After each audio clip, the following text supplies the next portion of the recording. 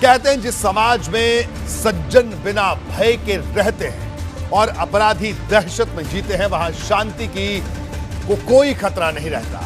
आपने ये भी सुना होगा, भय बिनु होई न प्रीत, यानी बिना डर के कानून को तोड़ने वाले सीधे रास्ते पर नहीं आते।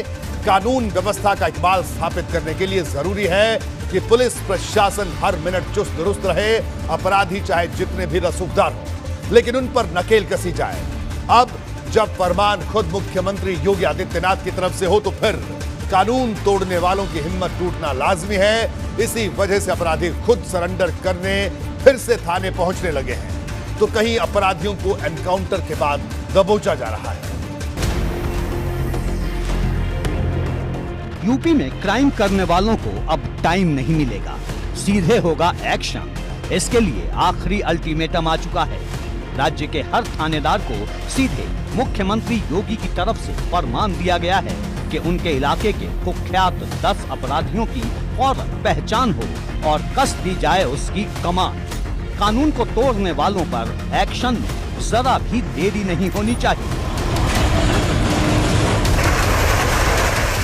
सीएम योगी ने अधिकारियों को चार्जशीट की समीक्षा करने और अपराधियों पर यूपी गैंगस्टर एक्ट व गुंडा एक्ट के तहत कार्रवाई करने के भी निर्देश दिए हैं।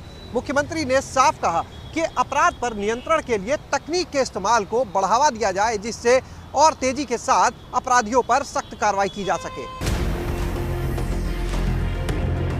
गुरुवार देर रात तक सीएम योगी ने गृह विभाग से जुड़े तमाम वरिष्ठ अधिकारियों के साथ लंबी बैठक की। इसमें डीजीपी मुकुल गोयल और ADG law and order Prashant Kumar के साथ ही अपर मुख्य सचिव गृह अवनीश कुमार अवस्थी मौजूद थे। इसमें सीएम योगी ने कानून व्यवस्था को लेकर कौन से खास निर्देश दिए, जरा इन पर नजर डालिए। हर जिला और थाने के भीतर 10 कुख्यात अपराधियों की लिस्ट तैयार हो, इनके खिलाफ सख्त कार्रवाई हो, चार्जशीट को लेकर समीक्षा हो, गैंगस्टर एक्ट और गुंडा एक्ट के तहत कार्रवाई की जाए।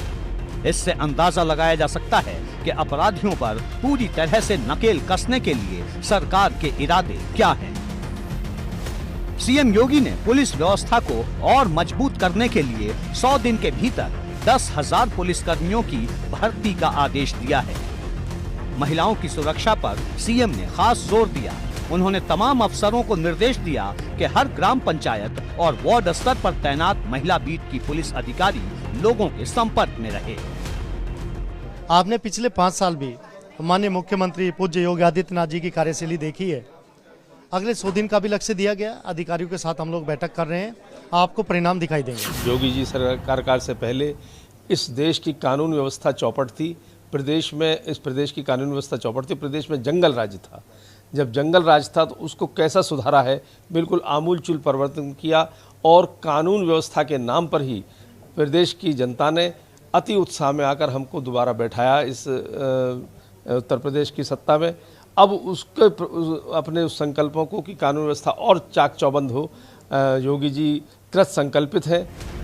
इसके साथ ही 3 पीएमसी महिला बटालियन की स्थापना के लिए जल्द से जल्द निर्माण के काम को पूरा करने का मुख्यमंत्री ने आदेश दिया। अपराध के साथ ही भ्रष्टाचार के मामलों को लेकर भी जीरो टॉलरेंस की नीति का निर्देश सीएम योगी ने दोहराया है। एंटी करप्शन यूनिट और विजिलेंस यूनिट को पूरी तरह एक्शन में दिखने का फरमान सुनाया गया है। योगी सरकार पार्ट 1 में अपराधियों और माफियाओं की संपत्तियों पर जो बुलडोजर चला, उसकी चर्चा पूरे विधानसभा चुनाव के दौरान रही। भारतीय जनता पार्टी की दोबारा प्रचंड बहुमत से वापसी में भी इसका एक बड़ा योगदान माना जाता है। योगी सरकार पार्ट 2 में फिर से अपराधियों और माफियाओं की संपत्तियों पर बुलडोजर चलना शुरू हो चुका है और अब उनकी संपत्तियों को भी कुर्क किया जा रहा है।